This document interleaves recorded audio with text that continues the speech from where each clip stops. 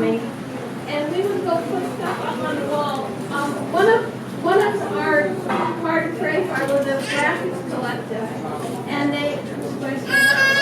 we did these. We put up these posters. It's very thin paper, and you put them out and then we paste all over them. And I don't know who else has done wheat paste. I know Howie has. Okay, you guys remember. And then I wanted to get my sister, because my sister was an attorney, and she was always getting calls at 3 o'clock in the morning. You have to go to such and such police station, to such and such, mainly Puerto Ricans have been arrested. So she was always going around, and I also want to say another little shout out to my sister. Got this big trial going on, which is why she isn't here. And she would always drive around with Vico and with Irma, Evelyn's mom, Vico, and go to visit all the prisoners. And they just go all over the country. And one time, I remember they went to stay with my mom, and my mom thought they were very nice. My mom was a Republican. She said, "But what are you doing with these people?" She couldn't understand it.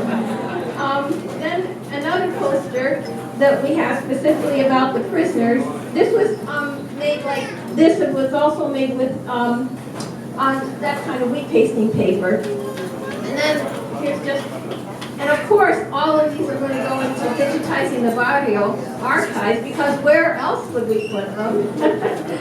And I guess the most direct experience of repression I had personally was we also saw spray painting all the time, and everything was done at night. I'm not a night person. Anybody who knows me knows like 2 o'clock in the morning or 3 o'clock in the morning. Oh, no, but I was doing it. So this is the lesson in this: do better reconnaissance. We went to the North Street Beach House, which by day is the North Street Beach House, but at night at that point was a police station. And we were spray painting about U.S. Navy out of Vieques, and all of a sudden a cop comes around with his gun drawn at us, and I went, ah! Because I was nervous to begin with. And I was with two guys. One of them is Ferd Egan, and Ferd Egan, who's no longer with us,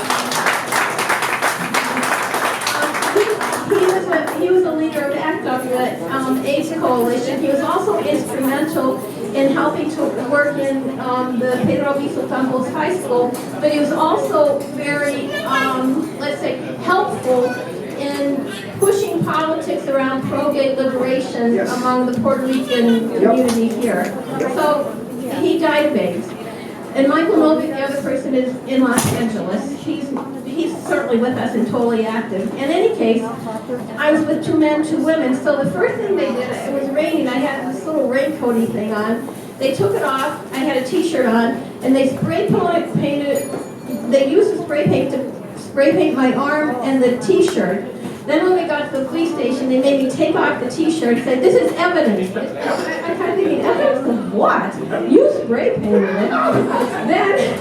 Then they put me in this holding cell. Then they had the state's attorney. I mean, they were so FALN paranoid. They just thought, "Oh, we found somebody. We'll get her. We'll get her. We'll get her to talk." So then they bring in the state's attorney. They bring in other people to try and have me talk, which. Action point. There was this one woman. She remember that? What was that? Prosecutor who was like we called Lady Di. Yeah.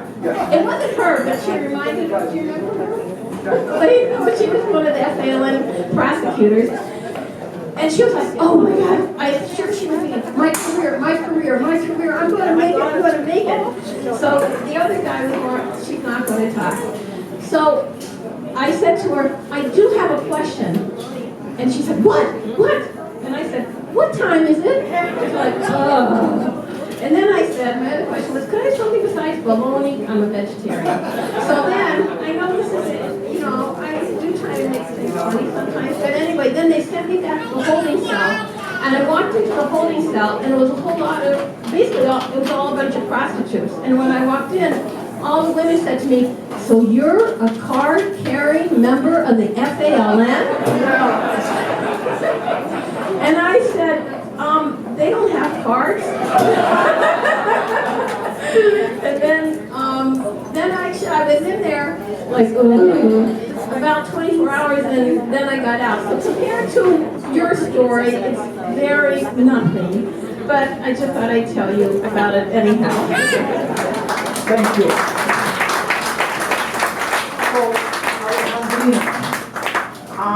So Alejandrina spent 17 years, right? 16 years in prison. Right? Alejandrina went through an incredible experience. She was taken to the Lexington Control Unit. And let me tell you, the first control unit built in the United States was Marion, Illinois.